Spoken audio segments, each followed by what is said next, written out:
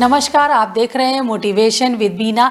NEET का result आ गया है और हम आपकी मुलाकात करवाने जा रहे हैं नीट टॉपर जिया बिलाल से, जो बिहार के मधुबनी जिले से आते हैं। वहां के एक छोटे गांव पंडौली से मेरे साथ जुड़ रहे हैं जिया बिलाल, जो अपनी जर्नी के बारे में बताएंगे। आपको बता दें, जिया ने 720 में से 715 अंक हासिल किए हैं। इनकी ऑल इंडिया रैंक है 19 और बिहार स्टेट की अगर बात करें तो बिहार में उन्होंने टॉप किया। मेरे साथ जुड़ रहे हैं मधुबनी के पंडौल गाँव से जिया बिलाल। जिया, सबसे पहले आपको बहुत बहुत बधाई, शुभकामनाएं। 720 में से 715 अंक लाना, वाकई आपको उम्मीद थी कि इतने अच्छे नंबर आने वाले हैं आपके?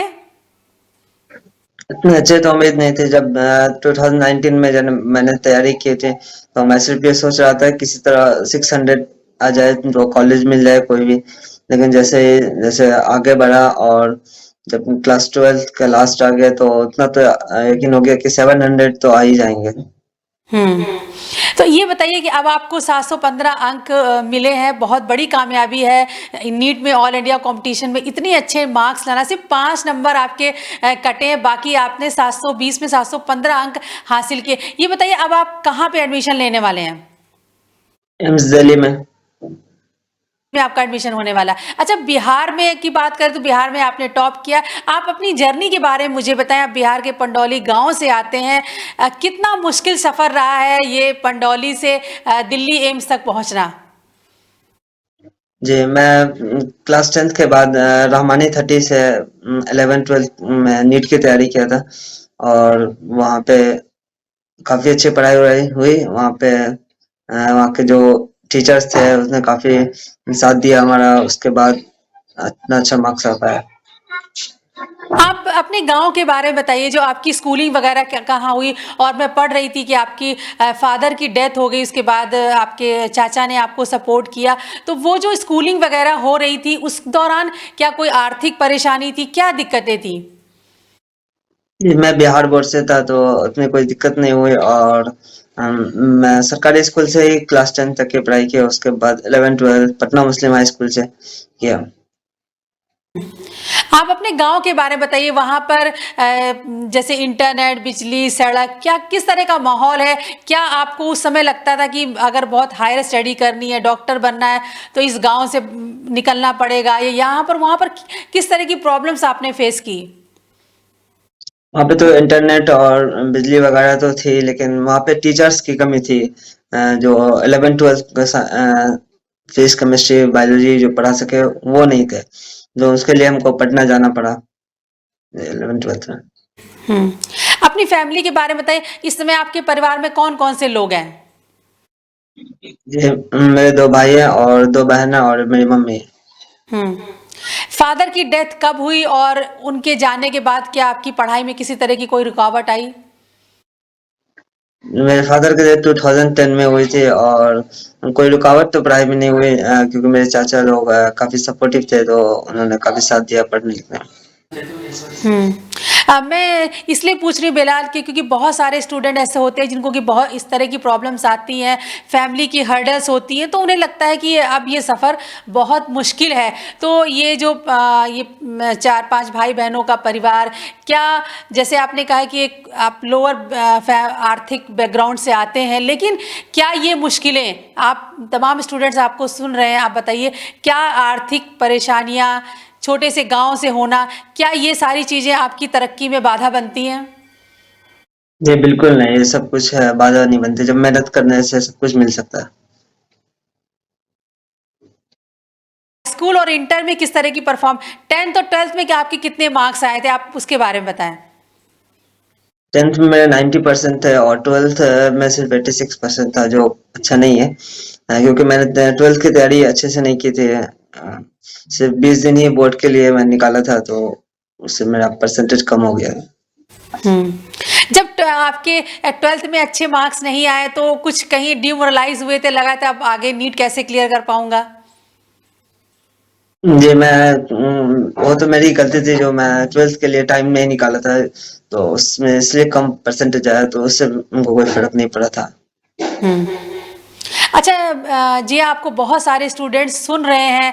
आप ये बताइए कि जो नीट की आपने तैयारी की, ओवरऑल आपने कितना समय दिया? मतलब 1 साल, 2 साल, कितनी समय दिया आपने नीट की प्रिपरेशन को?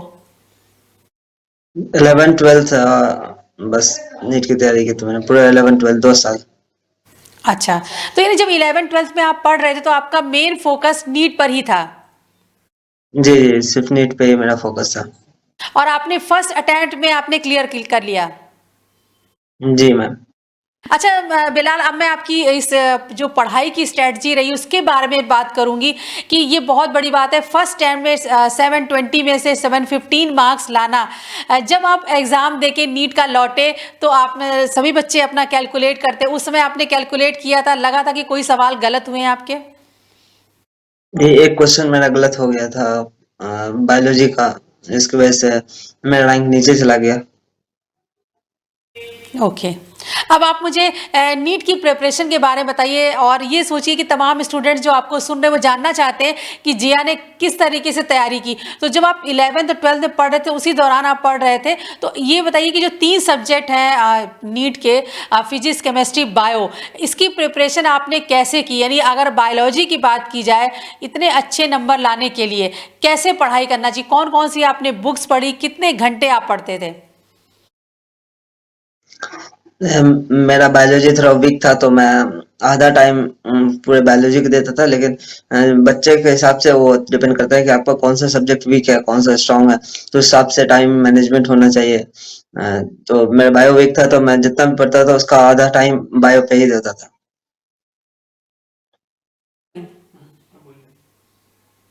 जी, आपने बायोलॉजी की प्रिपरेशन के लिए कौन-कौन सी बुक्स पढ़ी? डिटेल में बताइए कितने घंटे आप पढ़ते थे और कौन-कौन सी बुक्स पढ़ते थे, कैसे पढ़ते थे?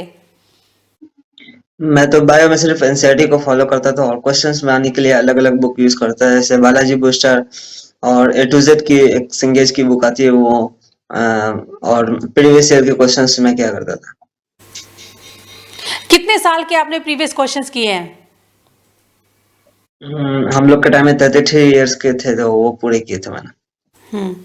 अगर बायो की प्रिपरेशन की बात की जाए जिया, तो आप मुझे आप बिल्कुल डिटेल में बताएँ कि कौन-कौन से चैप्टर्स थे? जैसे आपने कहा कि आप एनसीईआरटी से पढ़ते थे, तो एक चैप्टर को आप कितने बार पढ़ते थे? कैसे रिवाइज़ करते थे? क्या आप लिख के याद करते थे? डायग्राम बनाते थे? कैसे आपने उन चीज़ों को ग्रैस्प किया? ये बिल्कुल विस्तार से आप हमें बताइए। मैं किसी भी बायो के किसी भी चैप्टर को मल्टीपल टाइम पढ़ता था, जैसे मैं टोटल बायो 25 टू 26 टाइम्स मैंने पूरा बायो को पढ़ा है, तो उससे सारे कुछ याद हो जाते हैं, और डायग्राम तो देख ही पड़ा है। हुँ। ये बताइए, नीट इतना टफ एग्जाम है, तो बायो में तो बहुत सारे बच्चे नीट एनसीईआरटी से पढ़ लेते हैं, लेकिन पढ़ने का क्या तरीका होना चाहिए ताकि जब एग्जामिनेशन में हॉल में आप जाएं तो सवाल किसी भी तरीके से पूछा जाए आप उसका आंसर दे पाएं? तो पढ़ने का आपका क्या तरीका था? पहले फर्स्ट टाइम जब मैं पढ़ता था, तो उसमें एक चैप्टर को 2-3 घंटे दे देता था कि उसमें अच्छे से सारा कॉन्सेप्ट क्लियर हो जाए, लेकिन फिर बाद में जब पढ़ता था तो 1 घंटा और 45 मिनट उसके आसपास में मेरा चैप्टर हो जाता था। हम्म। चैप्टर में जो टॉपिक्स होते हैं उनको आप कैसे समझते थे? आप बताइए, समझना जरूरी है कि सिर्फ पढ़ना जरूरी है या फिर याद करना जरूरी है? समझना भी ज़रूरी है और याद करना भी ज़रूरी है, दोनों ज़रूरी है। हम्म। तो समझने के लिए आप क्या करते थे? नोट्स बनाते थे, लिखते थे, क्या करते थे? बताइए, लोग जानना चाहते हैं कि जिया ने कैसे पढ़ाई की, यानी आपने बायोलॉजी को कैसे समझा है? बायोलॉजी का तो मेरे टीचर थे, तो वो समझा देते थे, और एनसीईआरटी पढ़ करके भी समझ में आ जाता है बहुत सारी चीज़, और जो याद करने वाला होता है उसको मार्क कर लेना चाहिए कि हमको ये याद करना है और ये याद नहीं करना है। ये समझ में आ जाता है वैसे ही, और ये याद करना है। नोट्स बनाते थे? बायोलॉजी में मैं नोट्स नहीं बनाता था।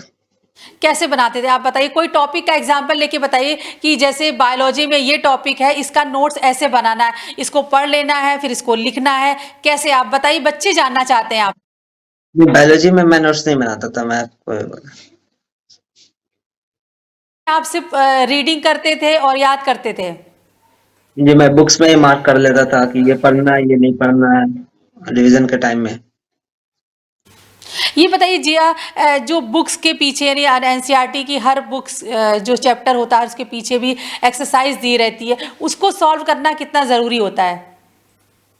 ज़रूरी होता है, बहुत सारे स्टूडेंट छोड़ देते हैं, लेकिन उसमें से भी क्वेश्चन आ सकते हैं। जब नीट पूरा एनसीईआरटी बेस्ड है तो आपको एनसीईआरटी की हर एक चीज़ को कवर करना चाहिए। और आप बायो के बारे में अगर बच्चे आपसे पूछें कि जिया बताओ कि हमारे भी बायो, आपका जो बायोलॉजी का पोर्शन था आपने जो सॉल्व किया नीट में, उसमें कितना मार्क्स, एक ही सवाल गलत हुआ बाकी सारा सही था, कितने मार्क्स आए उसमें? 355 मार्क्स आए थे 360 में से। 360 में से 365 आए। 355।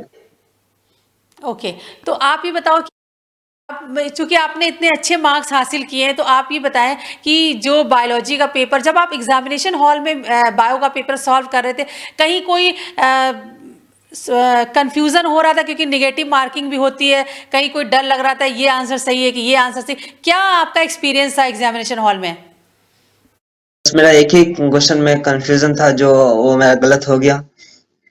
बाकी सारे क्वेश्चन, किसी क्वेश्चन में कंफ्यूजन नहीं हुआ मेरे को। अच्छा, एनसीईआरटी बुक से चूंकि पूरा सिलेबस आता है, तो कोई आपको लगा हो कि बहुत ही आसान सा सवाल आया और जो बिल्कुल बुक में दिया वैसे ही आया, ऐसा कुछ एग्जाम्पल दे सकते हैं आप? बहुत सारे क्वेश्चंस आए थे डायरेक्ट लाइन से, तो अभी तो हमको याद नहीं है, लेकिन बहुत सारे क्वेश्चन डायरेक्ट एनसीईआरटी लाइन से है, जो आप सिर्फ एनसीईआरटी रीडिंग मार करके उस क्वेश्चन को बना सकते हैं। अच्छा, किस सवाल में आपको कंफ्यूजन हुई जो आपका गलत हुआ था? एक वेनेरियल डिजीज का कोई क्वेश्चन था, उसमें उनको थोड़ा कंफ्यूजन हो गया, इसकी वजह से मैंने वो क्वेश्चन गलत कर डाला। कुछ याद है आपको क्या सवाल था वो? वो था वेनेरियल डिजीज किस किस मीडियम से स्प्रेड करता है, तो उसमें दो ऑप्शन सही थे, और मैंने 3 ऑप्शन मार डाला, तो उसकी वजह से मेरा गलत हो गया। क्या ऑप्शन थे, आप कुछ याद है बताइए? एक ऑप्शन था फेटस से करता है और स्प्लिट करता है, दूसरा था थ्रू ब्लड ट्रांसफर से करता है, और तीसरा ऑप्शन था किसिंग, जो जिसको हमको इंक्लूड नहीं करना था। तो मेरे साल की वेट किसिंग से वो स्प्लिट करता है, तो लेकिन उस टाइम में हमको थोड़ा कंफ्यूजन हुआ, इसलिए हम किसिंग को इंक्लूड कर लिए, इससे वजह से मेरा गलत हो गया था। अब देखिए, एक ये बहुत इंपॉर्टेंट बात बिलाल ने बताई कि एक सवाल सिर्फ था जिसमें कि इनको कंफ्यूजन हुई और सवाल गलत हुआ और उसकी नेगेटिव मार्किंग हुई, नहीं तो शायद बिलाल को भी 720 में से 720 ही विन मार्क्स मिल जाते, तो बहुत बड़ी कामयाबी ये होती। लेकिन फिर भी 715 नंबर लाना, ऑल इंडिया रैंक 19 हासिल करना बहुत बड़ी कामयाबी है। अब जया, मैं चाहती हूँ कि आप फिजिक्स के बारे में बताइए कि चूंकि जो बच्चे इसकी तैयारी, नीट की तैयारी करते हैं, वो फिजिक्स का पार्ट थोड़ा उनका वीक होता है, मैथ उनकी उतनी स्ट्रांग नहीं होती। आप फिजिक्स में कहाँ स्टैंड किए और उसमें कितने आपको मार्क्स मिले? फिजिक्स में मेरे फुल मार्क्स मिले, 180 में से 180 मिले हैं। फिजिक्स तो मेरा स्टार्टिंग से उसमें काफी इंटरेस्ट था, तो आपको उसमें ज्यादा प्रॉब्लम हुई नहीं है, और मैं 10th में कुछ पोर्शन फिजिक्स के पढ़ करके गया था, जैसे मैं फ्लूइड तक का पोर्शन जो लगभग आधा 11 पढ़ करके गया था, तो उसमें ज्यादा प्रॉब्लम नहीं हुई मुझे। कि प्रिपरेशन से आपने कहा फिजिक्स में आपको फुल मार्क्स मिले हैं, तो आप फिजिक्स के बारे में बताइए, आपने फिजिक्स की कौन कौन सी बुक्स पढ़ी और क्या पढ़ाई का तरीका था, क्या फिजिक्स में आपने नोट्स बनाए? आप बिल्कुल डिटेल में बताइए और इस तरह सोचिए कि बच्चे आपको सुन के वो अपनी प्रिपरेशन स्टार्ट करेंगे। फिजिक्स में मैंने सीपी सिंह का बुक 2 बार बनाया था, पूरा 11-12 का 2 बुक आता है उसका, तो मैं दोनों बुक को 2-2 बार बनाया था, और एस.सी. वर्मा का बुक 11th में बनाया था, और 12th में कुछ चैप्टर्स बनाए थे, ईएमआई वगैरह, और प्रीवियस ईयर के क्वेश्चंस मैंने सारे 2 बार सॉल्व किए थे। अच्छा, तो आपने फिजिक्स में एनसीईआरटी के अलावा प्रोफेसर एस.सी. वर्मा की बुक पढ़ी और 2 बुक और कौन सी बताई आपने? प्रीवियस ईयर के क्वेश्चंस जो 33 ईयर के होते हैं, वो मैंने दो बार सॉल्व किए थे, और वो सीपी सिंह का बुक जो सिंगेज का था, नीट फिजिक्स फॉर आपने एवरीवन। अच्छा, एक आपने फिजिक्स में सीपी सिंह की बुक पढ़ी, प्रोफेसर एससी वर्मा की बुक पढ़ी और लास्ट 30 इयर्स के क्वेश्चन लगाए आपने। जी जी 33 ईयर्स के। 33 इयर्स के क्वेश्चंस लगाए। अच्छा ये बताइए अब ये फिजिक्स में फुल मार्क्स लाने का बुक्स तो आपने बता दी, अब पढ़ने का क्या तरीका था, किस तरह आप नोट्स बनाते थे? नोट्स जो क्लास में होता था वो बनाता था, और क्लास के सारे जो टीचर्स हमारे थे वो जितने भी क्वेश्चन प्रैक्टिस करवाते थे उसको फिर से मैं दोबारा जाकर के जैसे ही क्लास खत्म होता था उसके जस्ट बाद मैं करता था, उसको प्रैक्टिस करता था। अच्छा फिजिक्स का जो न्यूमेरिकल पार्ट्स होता है उसको आपने कैसे हैंडल किया? क्योंकि बहुत सारे बच्चे जो बायो में बहुत अच्छे होते हैं वो फिजिक्स का कहते हैं कि न्यूमेरिकल पार्ट उनका वीक होता है, तो उसको कैसे आपने स्ट्रॉन्ग किया, उसमें क्या आपका स्टैंडिंग थी? प्रैक्टिस बहुत ज्यादा की मैंने, रोज 60-70 क्वेश्चन फिजिक्स के करता था मैं, तो उसमें प्रैक्टिस से बहुत सारा कुछ अच्छा हो गया था मेरा। आप रोजाना कितने घंटे फिजिक्स पढ़ते थे? मैं तो बहुत कम पढ़ता था, 2-3 घंटे के आसपास पढ़ता था फिजिक्स। हम्म।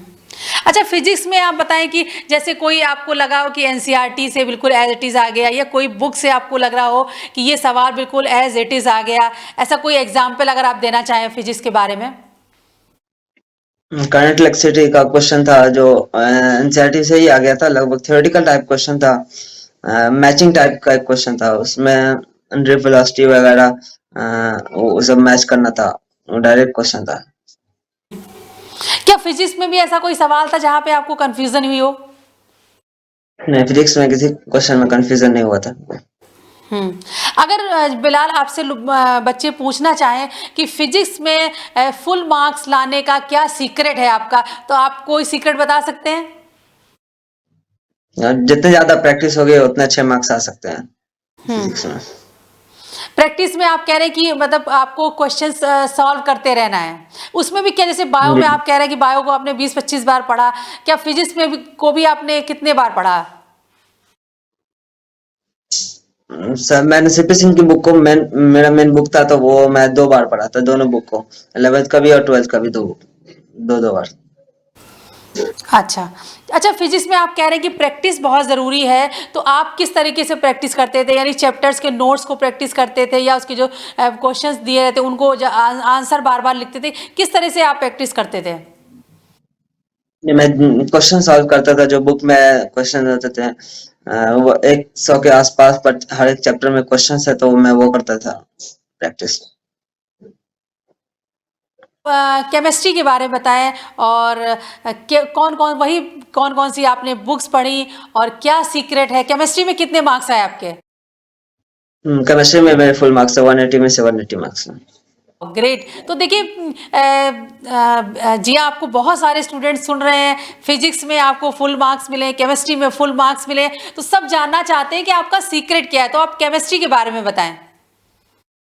केमिस्ट्री में सबसे पहले फिजिकल जो है तो वो लगभग फिजिक्स के सिमिलर ही है, जैसे उसमें भी प्रैक्टिस न्यूमेरिकल क्वेश्चंस आते हैं तो उसमें प्रैक्टिस की जरूरत होती है, तो उसमें मैं कॉन्सेप्ट क्लियर करने के लिए धीरज कुमार का बुक आता है तो वो मैंने फॉलो किया था, और क्वेश्चंस उसके भी क्वेश्चंस होते हैं, अच्छे होते हैं, लेकिन क्वेश्चंस के लिए मैं नरेंद्र अवस्थी को फॉलो करता था। जो फिजिकल का आता है बालाजी का आता है, वही नरेंद्र अवस्थी। आपने केमिस्ट्री के नोट्स बनाए? देखिए, हाँ केमिस्ट्री का मैंने सारे चैप्टर्स का नोट बनाए थे। और इनऑर्गेनिक, जैसे इनऑर्गेनिक को तो मैं फुल एनसीईआरटी ही पढ़ता था, एनसीईआरटी के बाहर कभी नहीं पढ़ा। उसमें एनसीईआरटी का ही नोट्स बनाना बहुत जरूरी है कि एनसीईआरटी के जिस पॉइंट को आपको लगता है कि याद करना है तो उसको कॉपी में लिख लें और उसी को बार बार पढ़े, और इससे सारा चैप्टर पढ़ने में टाइम वेस्ट नहीं होगा, उसमें टाइम बचेगा। अगर स्टूडेंट आपसे पूछे कि जी हम कैसे केमिस्ट्री का नोट्स बनाएं, तो आप उनको क्या बताएंगे? ये कि जो याद करने वाला ये पॉइंट्स है जिसे आप बार बार भूल जाते हैं उसको कॉपी में लिखे और उसी को बार बार, और फिजिकल एनसीईआरटी को नहीं पढ़ते हैं तो एटलीस्ट एक बार एनसीईआरटी पढ़ना बहुत जरूरी है फिजिकल में। अच्छा ये बताएं कि जैसे केमिस्ट्री को समझना बहुत ज़रूरी है या याद करना बहुत ज़रूरी है?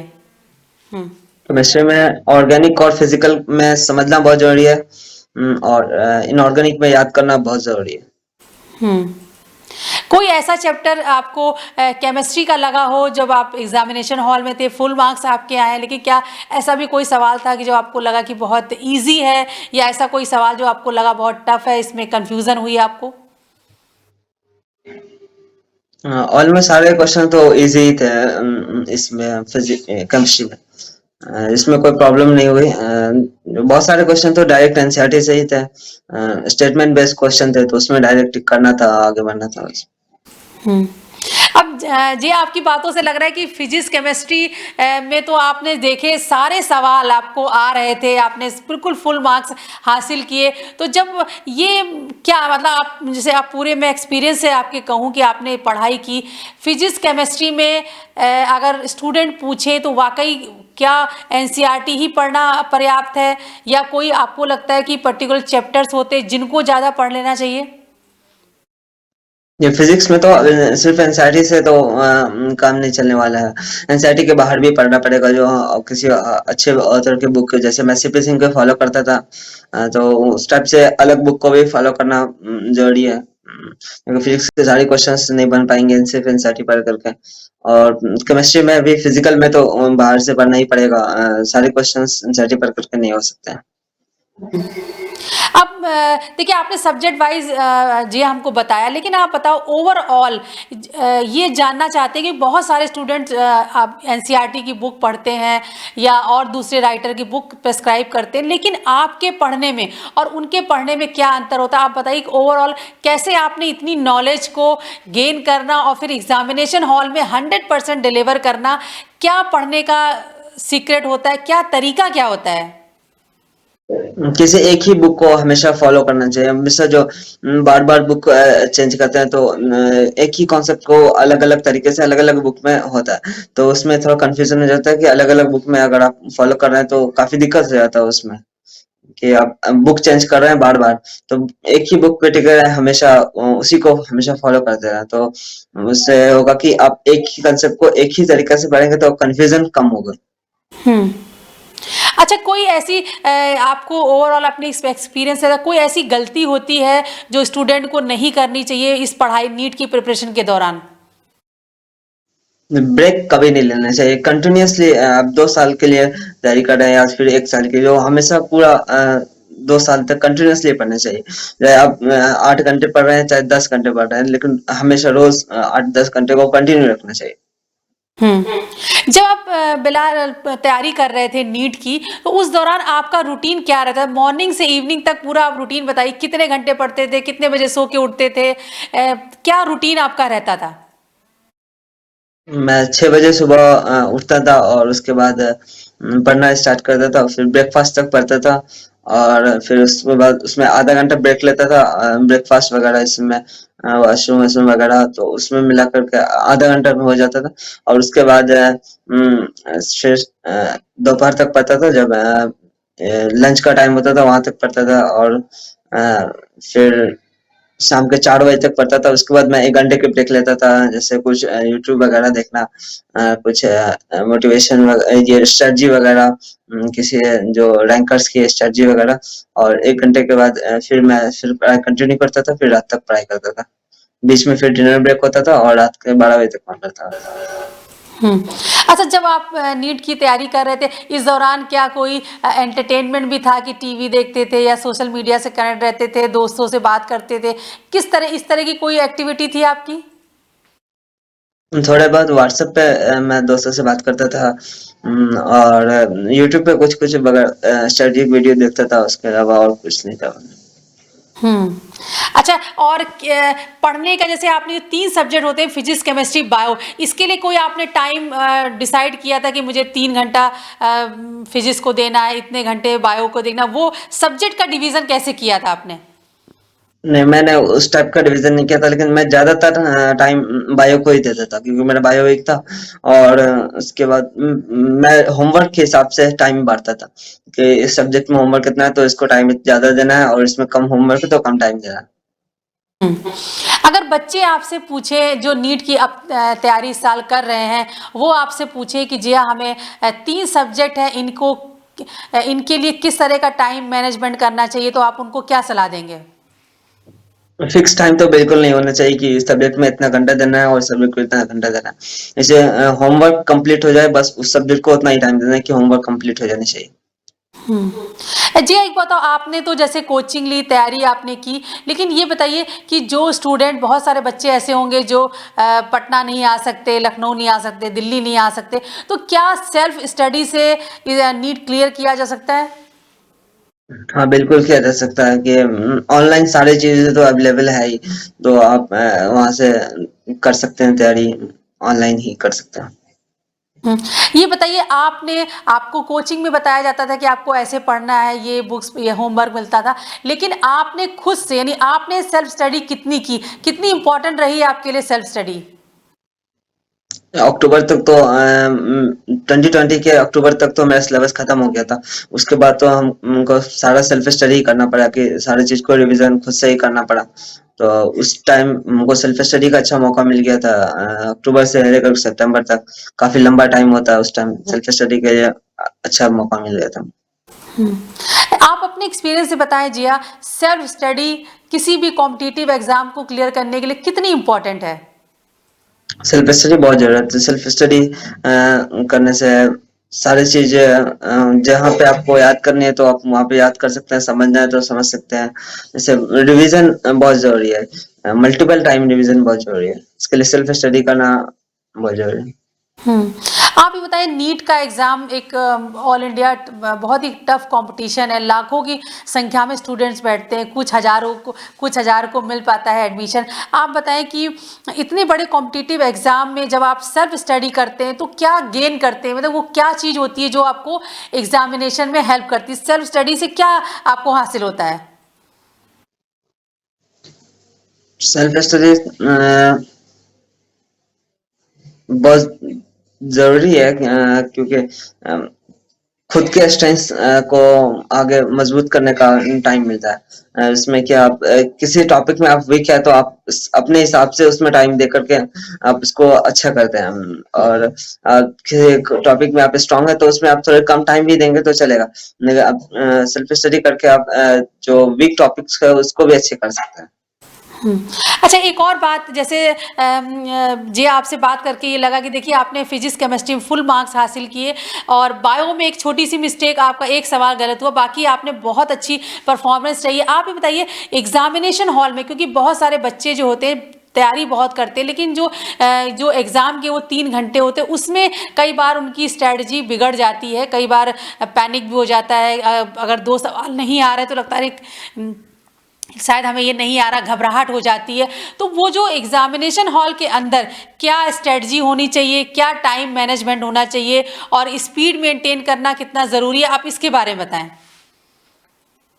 जी, बहुत सारे स्टूडेंट के साथ ऐसा हुआ है इस बार, क्योंकि पिछले साल की कंपेयर में इस साल फिजिक्स थोड़ा डिफिकल्ट आ गया। तो जो स्टूडेंट फिजिक्स से स्टार्ट कर रहे थे तो उनको थोड़ा एक दो क्वेश्चन में प्रॉब्लम होने की वजह से वो पैनिक हो गए और सारा पेपर उनका थोड़ा खराब हो गया। तो इसके लिए आप बहुत सारे स्टूडेंट ने वो स्ट्रेटजी अपना चेंज कर करके, और मतलब जो सब्जेक्ट होता है, मेरा जैसे था, मैं पहले बायो करता था, फिर केमिस्ट्री, तब फिजिक्स, हमेशा मेरा यही रूटीन था, ये था सीक्वेंस था। तो बहुत सारे स्टूडेंट ने कि सब्जेक्ट को उल्टा पुल्टा कर दिया और एग्जाम में, और बहुत सारे का ये खराब हो गया। लेकिन आप जिस सीक्वेंस में फॉलो करते हो हमेशा उसी सीक्वेंस में करें, एग्जामिनेशन हॉल में भी फॉलो करें। जो नया करने की कोशिश नहीं की जाए, नया करने से आपका कुछ भी खराब हो सकता है। हाँ, मैं बायो पहले करता था, फिर केमिस्ट्री, तब फिजिक्स। मैं बायो में 50 मिनट के आसपास देता था और एग्जामिनेशन हॉल में भी उतना ही दिया।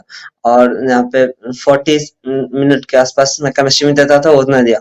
और 1 घंटा फिजिक्स में देता था। तो मैं हमेशा उसी सीक्वेंस को फॉलो करता था। मैं 2.5 घंटे में पेपर हमेशा उसे कंप्लीट करता था।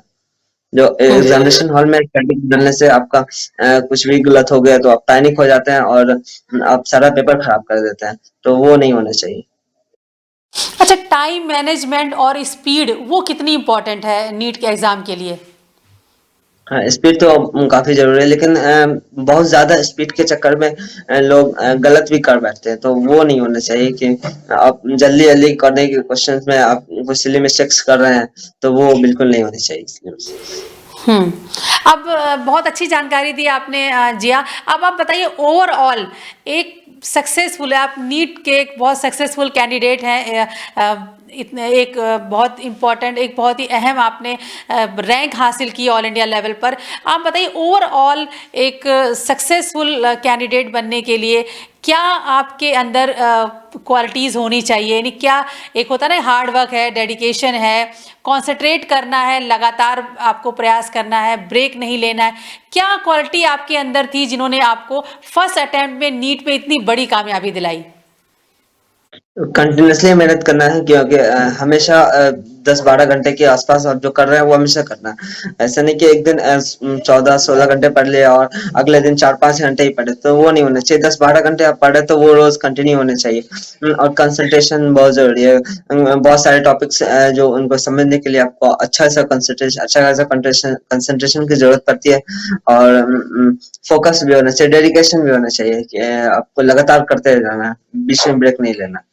जी हाँ, बहुत सारे स्टूडेंट इस साल नीट नहीं क्लियर कर पाए, बहुत प्रिपरेशन की, बहुत तैयारी की, कई बार सिली मिस्टेक्स की वजह से भी नंबर कम हो जाते हैं। तो तमाम स्टूडेंट जो डीमोटिवेट उन्हें लग रहा है कि अरे इतना बड़ा एग्ज़ाम हमने बहुत तैयारी की, घर से दूर गए, कोचिंग की, सफलता नहीं मिली। आप ऐसे स्टूडेंट को क्या मैसेज देना चाहेंगे?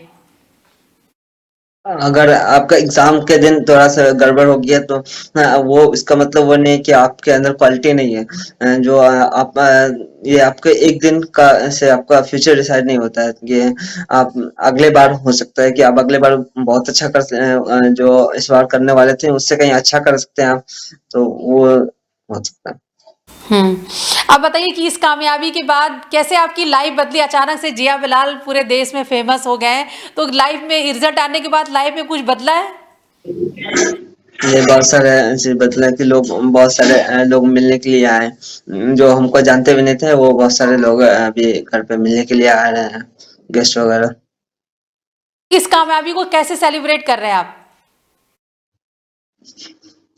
सेलिब्रेट तो बहुत सारे चीज कर रहे हैं, जैसे घर पे मैंने कुछ लोगों को बुला करके पार्टी वगैरह किया। और